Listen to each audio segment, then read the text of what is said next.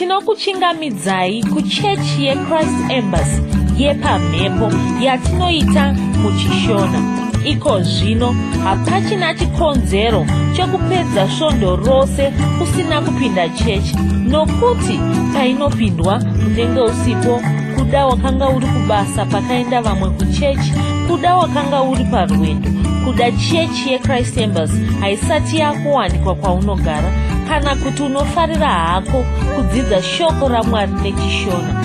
Ino ndiyo yave chechi yako. Chipinda tinamati. Ndinokugamuchirai munamato watinoita muchechi yeChrist Embassy pamhepo muchishona. Ndinovimba makava nesvondo rakanaka. Mwari vanochengeta mhuri dzedu. Pese patinofamba vanenge vanesu. Tinochengetwa mumabasa edu, muzvikoro nepese patinobata nemaoko edu. Ngatinamate nendimi tichitenda Mwari nokuti vakanaka. Mantere baka shetari baka haya. Rete riba kashenta riba, mantere baka shete riba, rinto riba kasheta riba ka, mantere baka shete, rito riba kashete riba, mantere baka shantara baka zata, mantete riba, mantereba, rito riba kashete riba haya, rete riba, mantereba, rito riba kashete riba zata, mantete riba, mantereba, rito riba kashentereba, mantete riba gazata, mantereba, rito riba gahaya, mantereba. Baba makanaka, tinokutendai nokuti muri mutsvene muzita raJesu. Makorokoto tapinda mumwedzi werunako, nyamavhuvhu. Mufundisi Krisi vakatipa shoko rechiprofita iri rokuti nyamavhuvhu mwedzi werunako. Mwari ngavapiwe mbiri. Imwe yendima dzatakapiwa yakabva muna Mapisarema 50 vhesi 1 kusvikira 2.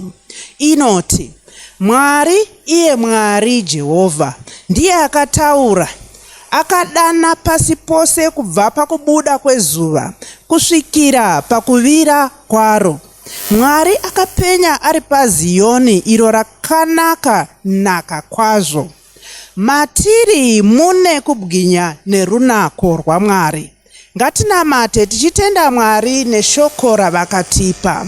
Mantere baka shetari baka zata, ritete ribaka shetereba, mantere baka shetete ribaka aya, mantere baka shitoriba, retete ribaka aya, mantere baka shetereba. Tinotenda Mwari neshoko nemwedzi uno wanyamavhuvhu werunako. Tinokutendai nokuti runako rwaMwari ruri mukati medu. Tinokutendai nokuti tiri vakundi. Tinokutendai nokuti tinobudirira pane zvese zvatinenge chita. Mantere baka shetere baka zata. Muzita raJesu tinopambiri kwamuri nokuti munorarama muzita raJesu. Haleluya.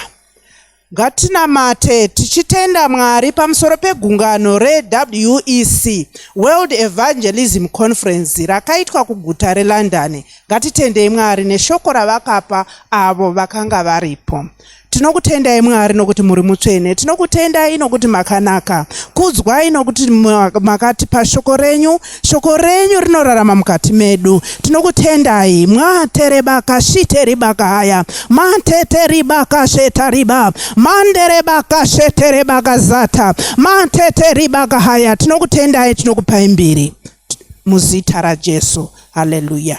Panguva ino tichanzwa chidzidzo cherhapsody chezuva ranhasi, tozobatana nevaimbi tichirumbidza Mwari. Mushure mezvo tozonzwa shoko raMwari. Itirwai zvakanaka muzita raJesu.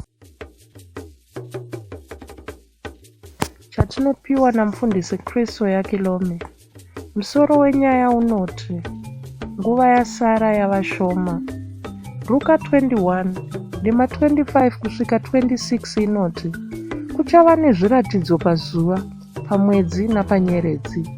Panyika ndudzi dzichatambudzika uye dzichakanganiswa nokutinhira uye namasaisai egungwa. Vanhu vachapera simba nokutya nokutarisira zvichawira nyika, nokuti masimba okumatenga achazungunuswa.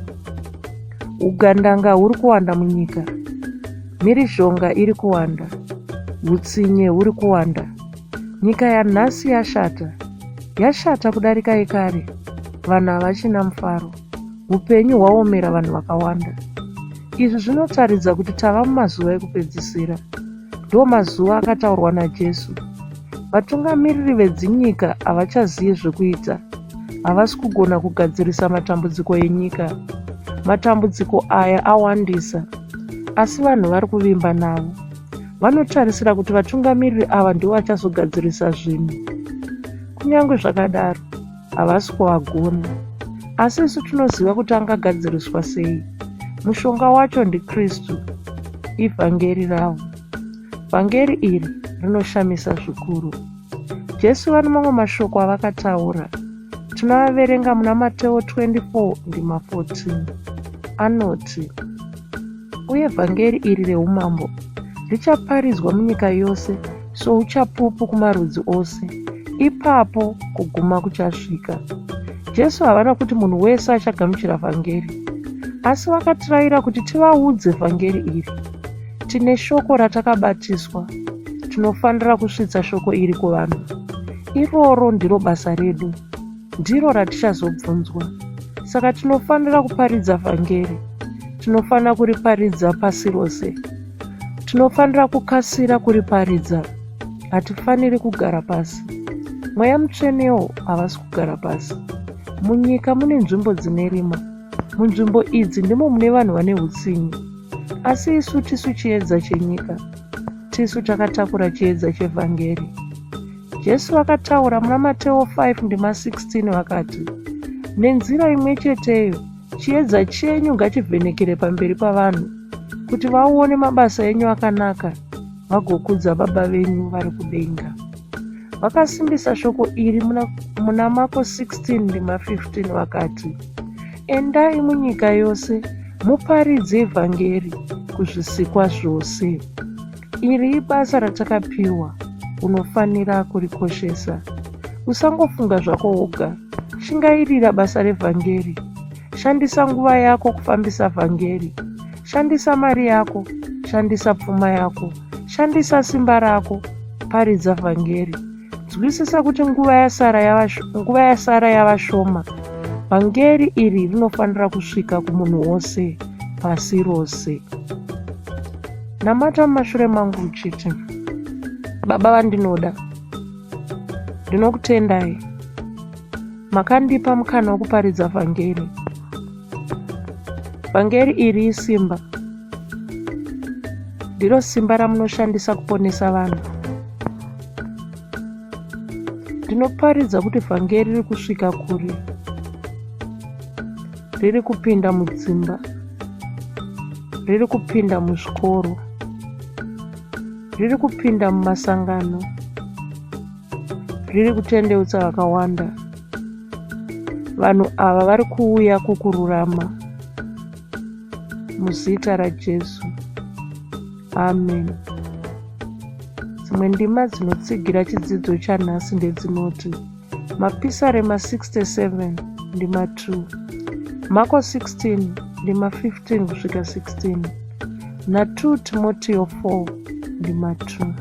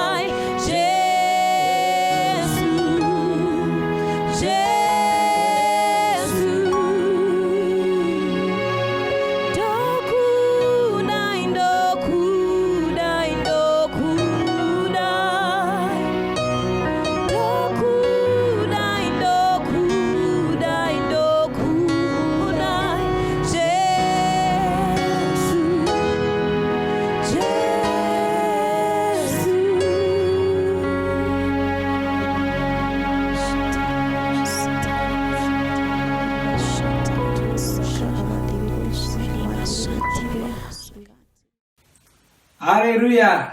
Tinosangana zvekare pamunamato wedu weChrist Embassy watinoita pamhepo muchishona, tichivimba kuti makava nesvondo rakanaka, tinoti makorokoto nokuda kwaizvozvo. Haleluya. Mwedzi wedu wanyamavhuvhu uri kufamba zvakanaka, uye tinovimba kuti tiri kufamba tose neshoko rechiprofita ratakapiwa rinotitungamirira ndorinotaridza gwara. Haleluya. Ndoda kutendawo mufudzi Chris Oyakilome vanotipa mukana iwoyo wekuti tinge tichisangana pamwe chete tichinamata, tichidzidza shoko raMwari, tichidzidza magwaro. Tovatenda zvikuru. Tanga tiri kutaura pamusoro pemwedzi uno, shoko takapiwa kunzi mwedzi uno mwedzi werunako, mwedzi watiri kutenda Mwari pamusoro perunako, mwedzi watiri kucherechedza koshesa runako rwakaiswa naMwari mukati muupenyu hwedu. Haleluya. Shoko rechiprofita iri rine zvarinototiudza nechekare. Rinototiudza kuti mukati medu mune runako rurimo, mune zvinhu zvakanaka zvirimo. Haleluya. Zvinhu izvozvo ndo zvinotibetsera, tinofanira kuzvingwarira, tinofanira kuzvikoshesa. Regai ndikuverengere ndima iri muna Firimoni. Firimoni ane ndima yaanonyora imomo, ingasajeka zvakanyanyisa uchingoiverenga, asi ndichangoitsanangura. Firimoni inongori nechitsauko chimwe chete, ndima yenhanhatu yacho. Kwanzi kuti kugovana kwokutenda kwako kuve nesimba, kuti zvakanaka zvose zviri mukati medu kuna Kristu zvizikanwa. Haleluya. Ndo manyorero avanoita ipapo. Asi mumabhaibheri mukaverenga ane zvimwe zvanotitaridza. Anotitaridza kuti rutendo rwedu runoshanda zvakanaka kana tikange tagamuchira nokunzwisisa zvakanaka zvakaiswa mukati muupenyu hwedu. Haleluya. Regai nditsanangure tirerukei. Zvairi kureva ndima iyi ndezvokuti Mwari vane zvinhu zvakanaka zvavakaisa mukati medu. Tinofanira kuziva pamusoro pezvinhu izvi, tinofanira kuzvikoshesa, tinofanira kuzvigamuchira, tigorarama sevanhu vane zvinhu zvakadaro. Kwai kana tikasadaro, rutendo rwedu harushandi zvakanaka. Ngatipe muenzaniso. Mwari vakakuita munhu akafuma, Mwari vakakuporesa. Asi kana ukasazviziva kuti Mwari vakakuita munhu akafuma, ukasazviziva kuti Mwari vakakuporesa, kana kuti ngatitore ndima inoti kwanzi ari mandiri ndiye mukuru kudarika ari munyika, ukasazviziva kuti ari mauri ndiye mukuru kudarika ari munyika, rutendo rwako harufambi zvakanaka. Paunosangana nezvo zvinokurwisa, uchatanga kuzviona sokurirwa, nokuti uri kukanganwa kuti ari mauri ndiye mukuru kudarika ari munyika. Haleluya. Asi kana ukaziva kuti ari mauri ndiye mukuru, kana ukasangana nezvinhu zvinoda kukanganisa, rutendo rwako runosumuka zvakanaka. Ndozvakaita David paakasangana naGoriati. Akanga achiziva pamusoro simba raiva naro, waiziva pamusoro pekudzingiswa. Saka akatarira kuna Goriati akati, Goriati uyo munhu asina kudzingiswa, ndinomuuraya, haana zvaanondita, haagoni kumirisana neni, nokuti haana kudzingiswa. Wakakosheswa kudzingiswa kwaanga akaitwa. Wakanga akaudza kuti munhu akadzingiswa haana anomukurira. Waiziva mangoromero aiva nawo, waiziva kuti anoshanda. Haleluya. Waivimba nawo. Saka ndima iri kutidzidzisa kuti tinofanira kuvimba nezvatakapiwawo naMwari. Tine zvinhu zvakanaka zvakaiswa matiri, ngativimbe nazvo. Patinorarama ngatisaita savanhu vasina batsiro, vasina chavakabata. Usaenda kunorwa uchiita semunhu asina mangoromera, usina zvombo zvakovo. Enda uchiziva kuti newo wakarombawo. Haleluya. Saka hauzovhundusirwi nyore, unenge uchiziva kuti iwewo pawakabata pakasimba kudarika pakabatwa nowoyo. Ndo zvatiri kudzidziswa izvozvo. Saka ndo zvatiri kuita patiri kuona runako rwuri matiri. Haleluya. Takakuudza izvo zvitatu zvatakakurudzirwa kuti tiite mumwedzi uno. Takanzi shoko raMwari rinofanira kuwanda matiri, takanzi tinofanira kutaura nedzimwe ndimi, takanzi tinofanira kutenda Mwari pamusoro porunako. ruri matiri. Ngaindoerenge chimwe dzidzo chavakatipa mufudzi Kristu. Kwanzi gara wakadhakwa namweya mutsvene. Haleluya. Efeso 5:18 kwanzi musadhakwa newaini nokuti ndipo pane kusazvidzora asi muzadzwe nomweya. Haleluya. Toenderera mberi tichiverenga ndima iyi. Kwanzi unogona kugara wakadhakwa namweya mutsvene. Haleluya. Ndakutaurirai kuti kutaura nendimi kwatiri kukurudzirwa mumwedzi uno hakusi kwokungotaura uchingoti pfungwa dziri kumafuro, iwe uri kungokurunga ndimi uri panapa zvisina kana nesimba rose. Aiwa, iwe nepfungwa nemaoko ako nemakumbo ako nomuviri wako zvose nedumbu rako zvese munofanira kunge muri mundimi imomo muchizunza. Haleluya. Ndo kunamata ikoko. Vamwe havasati vazvijaira asi imbozvidza uone kuti zvinoshandura chikristu chako zvakadii. Imbozvidza usati wazvikandira kure, imbozvidza uone. Saka kwanzi unogona kugara wakadhakwa namweya mutsvene. Kudarika ndikupe muenzaniso. Vadzidzi vaJesu pavakazadzwa nomweya mutsvene mukaverenga mabasa echipiri pazuva rePentekosta, pavakazadzwa nomweya mutsvene, Bhaibheri rinotaura ichi kwanzi vanhu vakaona moto uchipfuta panga pachinamatwa ipapa, vakamhanya kuzoona. Vadzidzi ava vakauya vachivaona ndokushaya zvikanzi akosei vanhu ava vachidhakwa mangwanani akadai. Vaiita savanhu vakadhakwa, kureva kuti vanga vasina kungogara vakanyatso vachinamata nokudii. VaJudha vangarirai, vaJudha vanga vajaira kunamata, vainamata nguva dzose, uye vadzidzi ava vangariwo vaJudha vanga vakatokurawo vachitonamata. Vakadii kungonamata zvavanga vajaira zvechiJudha zvokungogarawo vachinamata? Sei vakazoita chimwe chinamatiro chakati vamwe vaJudha votarira vakati vanhu ava vakadhakwa? Ndozvinoita mweya mutsvene. Mweya mutsvene vauya pauri, zvimwe zvinhu zvaunoita vanhu vari kunze ukaona unofunga kuti wakutopenga. Haleluya. Kwanzi saka unogona kugara wakadhakwa namweya mutsvene. Ndivo vanogona kugara vachitungamirira zvose zvaungaita. Izvi ndizvo zviri kutaurwa mundima yatabvira nayo. Ndizvo zvinoshuviwa namweya mutsvene. Vanozvishuvira mumwe nemumwe wedu. Zvekare vanotitaridza kuti zvingaitika sei. Vanotitaridza kudai mundima dzinotevera dzacho. Dzinoti, pamunenge muri moga, zvivaraidzei muchitaura, imbirai Ishe, imbai mapisarema, imbai nhetembo, imbai dzimbo dzemweya, ridzai mimhanzi mumwoyo yenyu. Ndo manyorwa zvinoitwa mune rimwe Bhaibheri. Ndiko kuti mweya wako ugare wakadhakwa. Imba nhetembo dzepamweya, dziimbire Mwari, dziimbe uchivanamata, imba dzimbo dzekuvatenda, imba dzimbo dzekuvarumbidza. Kazhinji unenge uri kutoprofita uchiimba kudai, mashoko adzo anenge ari kubva munyika yemweya, unenge uri kuona zvinhu mumweya. Dzimbo idzi dzinogona kunge dziri mururimi rwemweya. Haleluya. Saka unogona kunge uchiimba kudaro unowana kuti wakutoimba mururimi rwomweya. O Mwari makanaka, ndinokutendai, munondida, munondichengeta. Upinda mundimi mosatala vashende morava, rede morokasa mandelere boshaka, zedomakare monde yarembo yesaye. Uri kuimbira Mwari. Uchiswera uchidaro, kuda uri kutsvaira mumba mako, kuda uri kusakura munda mako, kuda uri kutema huni, kuda uri kudini, kuda uri kudii, kuda uri kufamba hako, uri kunyora, uri kudii, uri kuita saizvozvo, kwai unogara wakadhakwa namweya mutsvene kana ukadaro. Haleluya. Ndima iyi inoti, imbirai Ishe, ridzai mimhanzi mumwoyo yenyu. Iyi inenge iri mimhanzi yekurumbidza, inenge iri mimhanzi yekunamata Mwari, inenge iri mimhanzi yekukudza, inenge iri mimhanzi yekutenda Mwari, inenge iri mimhanzi yemufaro, inenge ichibuda mumwoyo mako. Unogona kunge uri kuimba nemutauro wenyika ino, unogona kunge uri kuimba nemutauro wemweya. Ronga kuzadzwa namweya zuva rimwe nerimwe. Ronga kugara mweya wako wakadhakwa. Mweya wako unozogara wakagwinyiswa, nokudaro unozogara uchikunda, unozobudirira pane zvose zvaungaita.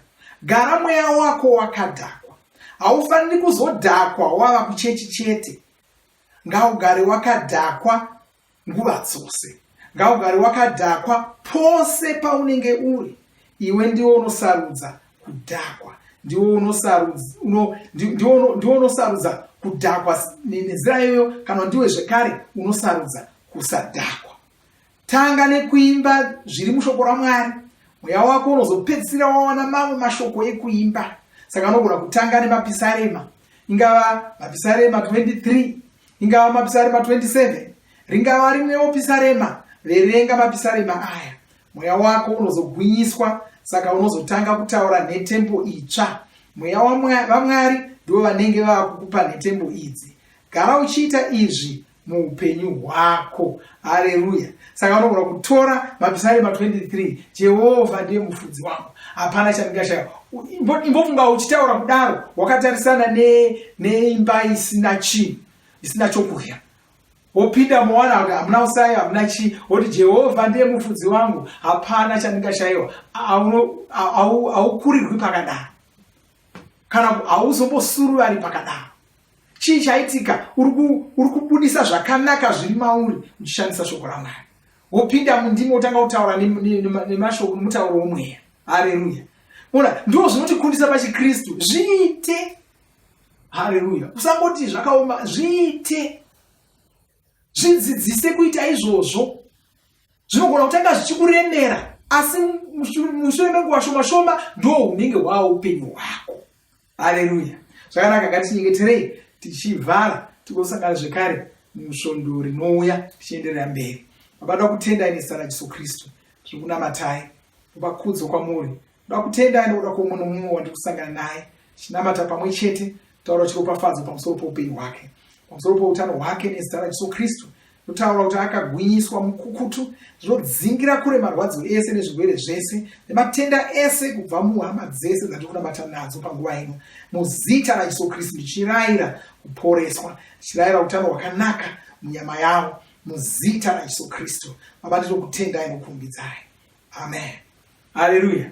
Zvakanaka, ngatisangane zvekare musvondo rinouya tichipinda chechi. Usadarikwa nechechi, ichechi yaakuvinga paunenge uri ipapo. Saka usati ndakanga ndisipo, aiwa wakanga usipo, asi iyo yanga iripo pauri ipapo.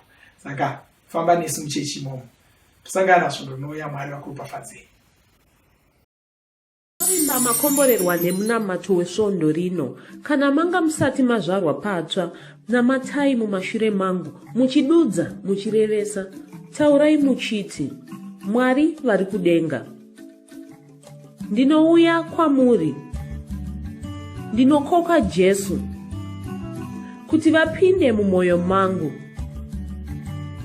Ndinokumbira kuti Jesu vatonge upenyu hwangu. Ndinopupura kuti Jesu ndivo vavaishe wangu. Saka ndinogamuchira upenyu usingaperi mumweya mangu. Ndazvarwa patsva, ndava chisikwa chitsva. Ndinokutendai. Amen.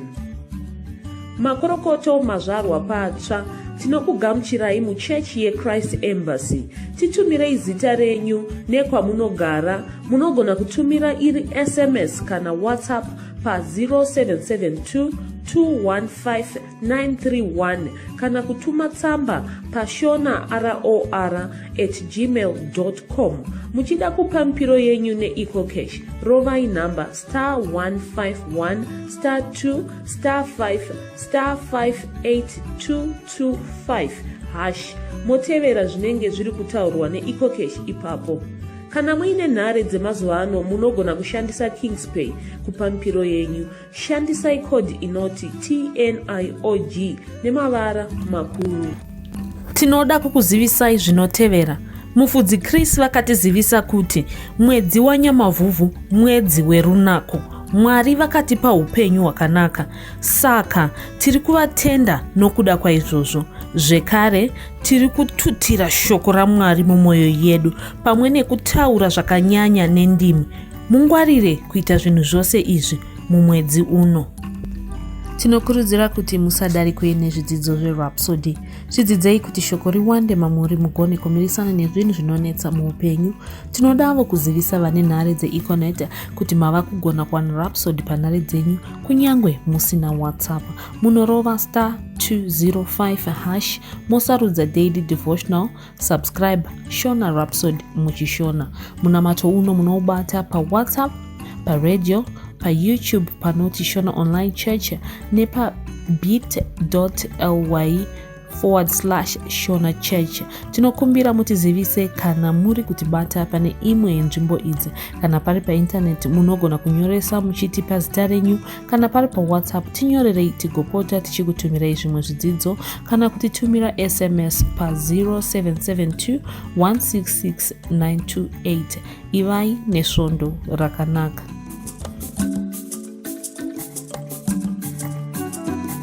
Masoko eupenyu auya mutauro wako, masoko anovaka iwe auya muruzi rwako, aone iwe Rhapsody